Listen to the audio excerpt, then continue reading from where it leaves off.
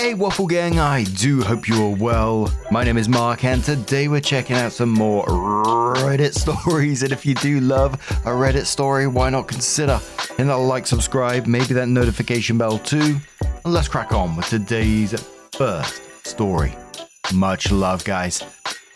Now today's first story is coming from the True Off My Chest subreddit from Driving Anxiety Throwaway, who says, I can no longer handle my fiance's driving anxiety. I don't care if it makes me a bad person.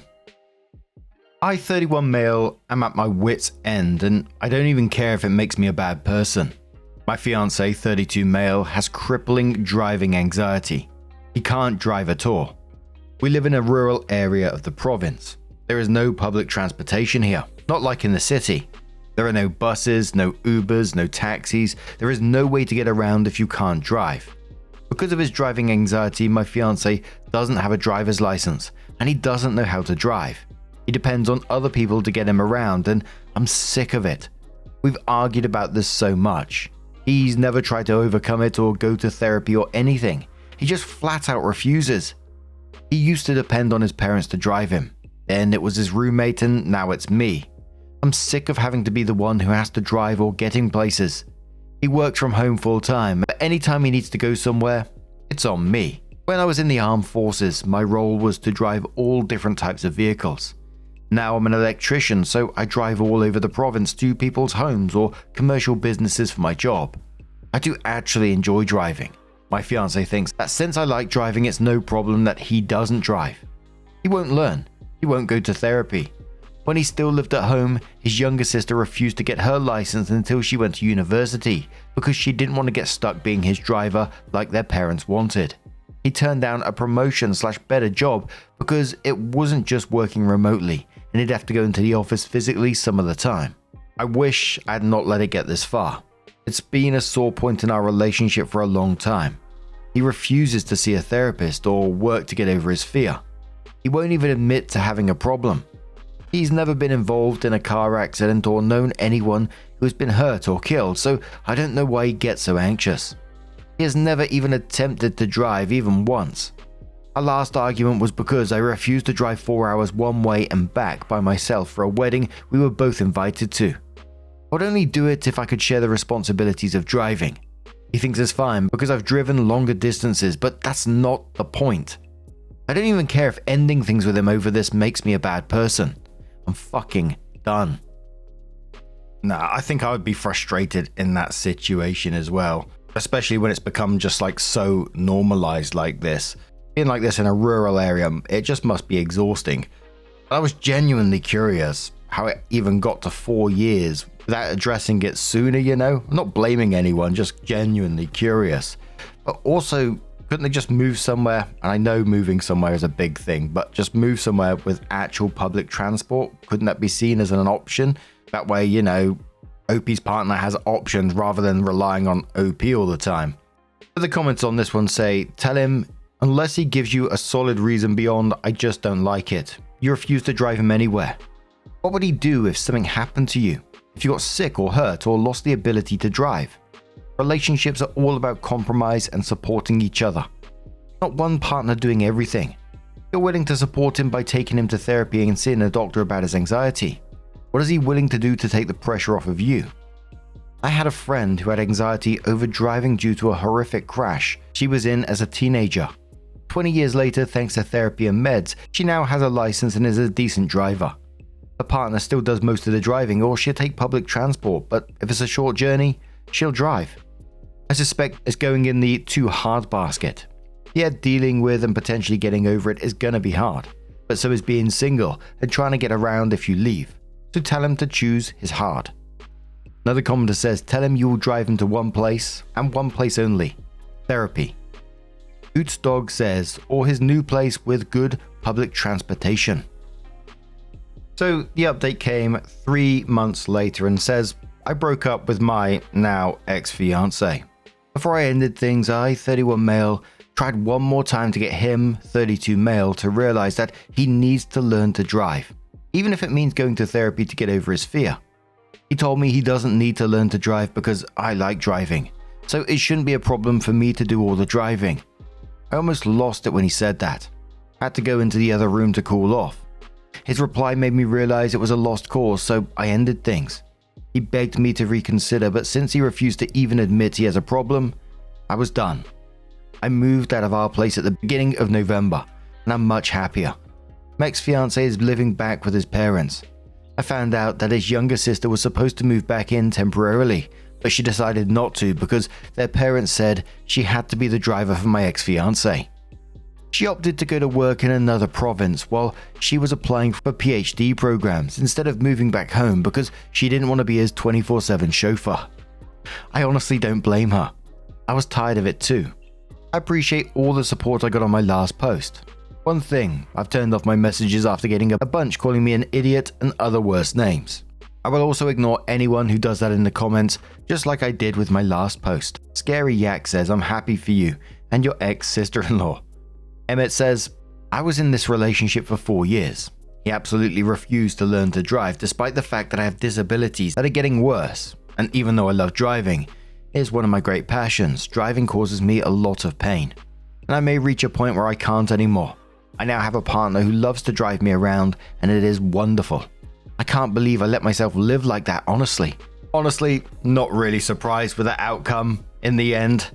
It was OP's ex-sister-in-law that tickled me in this situation that, she was going to be going back home, but as soon as she found out she'd be driving, she was like, absolutely nope.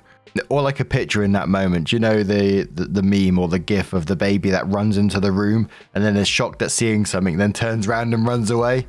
That's what popped into my head at that moment. But what do you guys make of this situation? Let us know your thoughts down in the comments below, and let's move on to another story. Our next one is from the Am I the Arsehole Here subreddit from Alternative Place 919, and it says, Am I the Arsehole Here for inviting my ex to my graduation?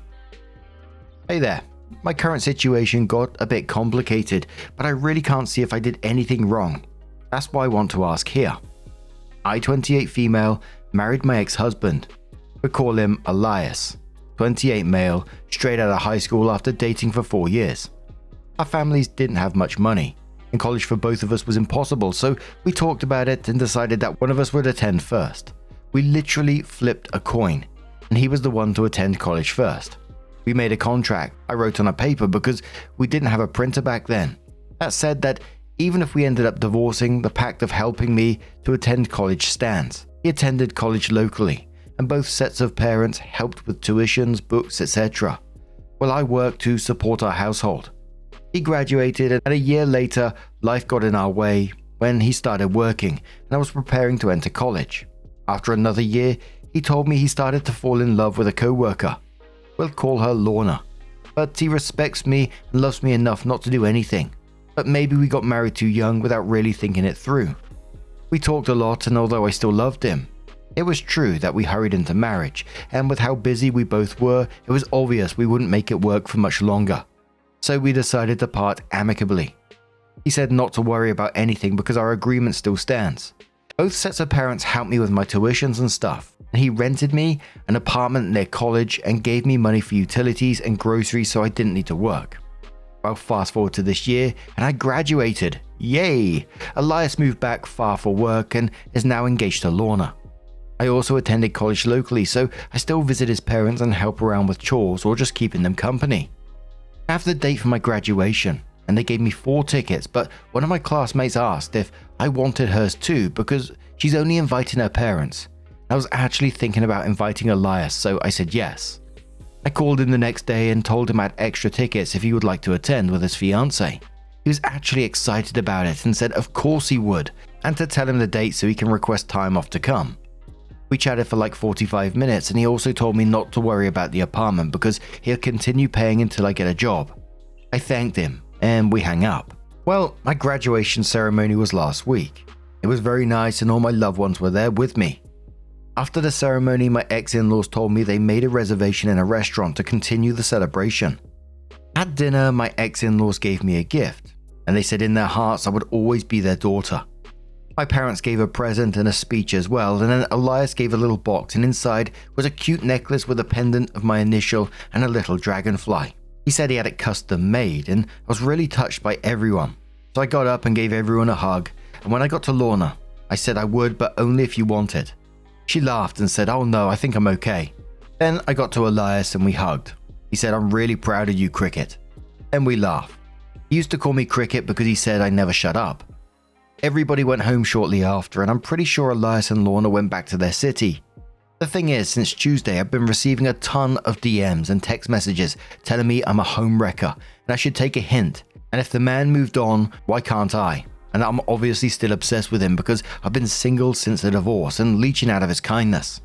So clearly someone wasn't happy with our agreement, nor the reunion for our graduation. I don't know if these are all fake accounts from Lorna, or if it's Lorna and her friends, or just her friends taking the matter into their own hands, but it's freaking me out because they are basically calling me every name in the book.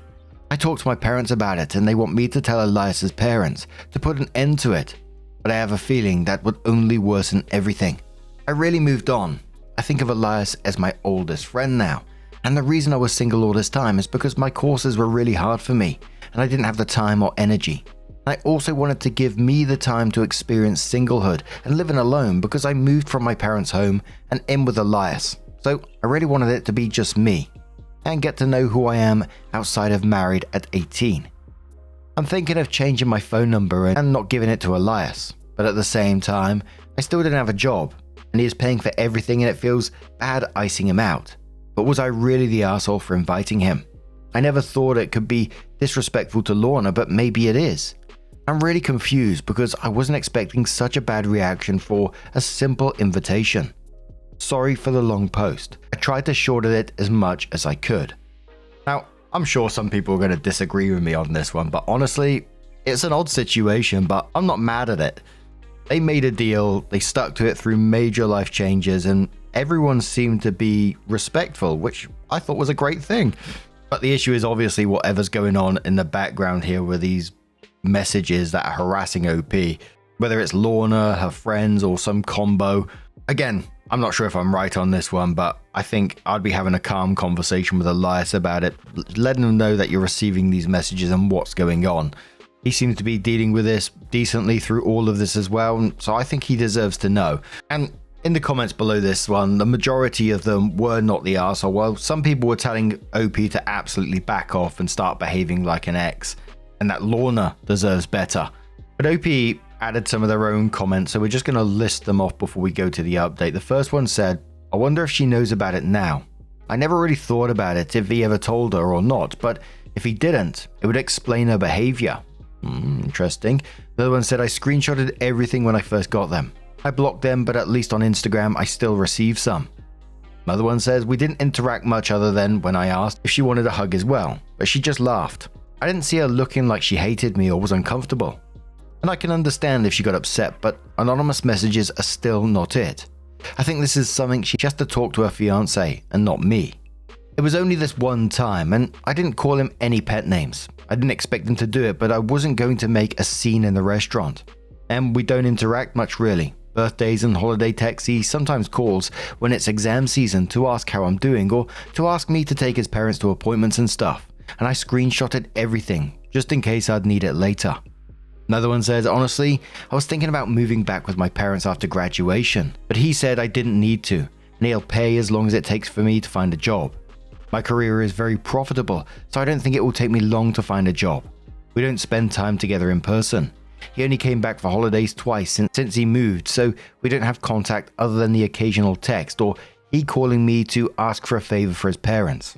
OP also says, "Everyone is calling me a moocher, but I also supported him for 5 years, so isn't he one too?" And yeah, I can see how what they say can make it weird for her. I don't want them to struggle because they didn't have any more kids and they're getting old, so that's why I was always trying to help them. And I honestly was patting myself on the back for how good we deal with everything back in the day. But apparently not everyone agrees. And I didn't want to create trouble for them. That's why I never told him. But I think I can reach out and ask. And I honestly won't mind if he decides not to have any more contact with me. I'll appreciate if he let me check on his parents occasionally because they're getting old and he's far away. But other than that, I will be as respectful as I can with him and Lorna." Finishes up by saying, "Thanks for the advice. I'll contact him maybe tomorrow." So OP does update the post and says, I didn't expect to have an update so soon, but a lot of things have happened, so I might as well update. I'll do my best to keep everything as chronological as possible. The next morning after I posted, I texted Elias. I didn't want to bother his parents with petty drama, especially because I wasn't 100% sure Lorna was the one behind all of it. So I told Elias I didn't want to make a big fuss over it, but after they left, I've been receiving pretty offensive texts with a clear message. So it couldn't be someone who didn't know about our agreement. He immediately asked me to send him the messages and the phone numbers. After 30 minutes or so, he called and apologized. He said that one of the phone numbers was indeed Lorna's and the other were her mum's and her sister's, but he didn't recognize the others. He once again apologized and told me he'd handle it, and I just left it at that. After a couple of hours, I received a new message in WhatsApp from an unknown number, asking me if I was happy meddling in another relationship and telling on her. That I tried to ruin her relationship and stuff. I sent it to Elias and blocked the number. I didn't hear anything from anyone until 2 days ago when I went to pick up Elias's parents to take them to the mall, and I found him there. I was confused and asked him what happened, and he told me, "We'll talk later." He offered to take his parents instead of me, but they refused, telling him we're already scheduled for a date and he wasn't invited. Yesterday, Elias asked if we could talk and I said yes. We met at a cafe near my apartment. He wanted to talk in my home, but I declined because I don't think it would be appropriate. We met and he said he had something to tell me about him and Lorna. I told him it wasn't really necessary because that's between the both of them, and he told me he broke up with her. I was a little shocked but also curious, so I asked if it was about the messages because although I found it annoying and disrespectful, it wasn't enough for him to break up his relationship. He said not really, but it was his last straw. He said he wanted to move back for ages to take care of his parents, but Lorna refused because I was always there. And she said the only way to move here with him was if he told me to back off, but he couldn't do it because he knew his parents wouldn't allow it. He then said they were having a lot of problems actually, because she was apparently always bad-mouthing me and checking my social media, even when he told her to stop. I told him he didn't need to tell me anything, and he got quiet for a long moment, and then he said, "I'm so sorry." I told him it wasn't really his fault, and he said he was sorry for our divorce. He said his relationship with Lorna wasn't working for a long time, maybe even from the beginning, but he refused to break up with her because he said he felt he had to prove something. Like he had to stay in the relationship or else our divorce would be for nothing. He said he was sorry he was too weak to fight for us and that he got scared because all of his friends were living the single dream life and he got jealous. He said he broke up with Lorna because he wasn't even sure if he actually loved her. But after my graduation, they went home and she complained the whole trip, and then out of frustration when she got home, she tried to break a little dragonfly figurine I made for Elias on our first anniversary. I didn't even know he still had it. He said he got so mad and realized he had to end it because at that point, they were just ruining each other's lives.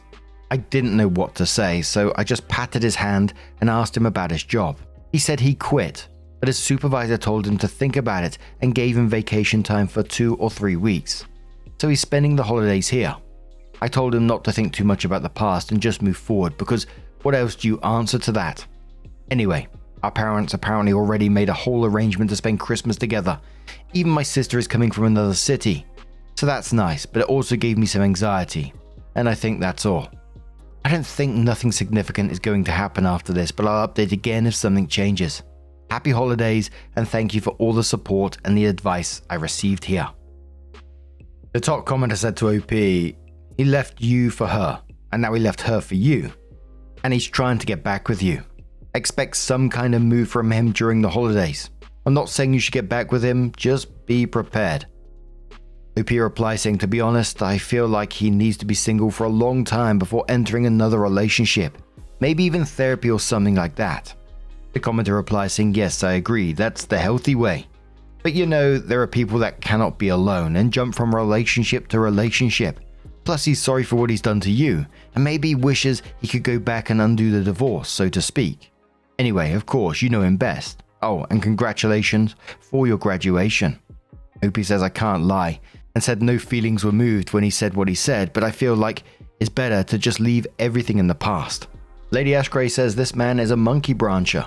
He makes sure the groundwork is laid before he abandons one relationship for another. And since you two never severed the bond, he just swung right back to you. Watch you get back with him only for him to amicably leave you again because he wanted newer and better. And a commenter that says different says not the arsehole at all. However, going against the general consensus here, I'm rooting for the two of you to be together after a few years, and after he acknowledges his mistakes and gets therapy for his fickleness.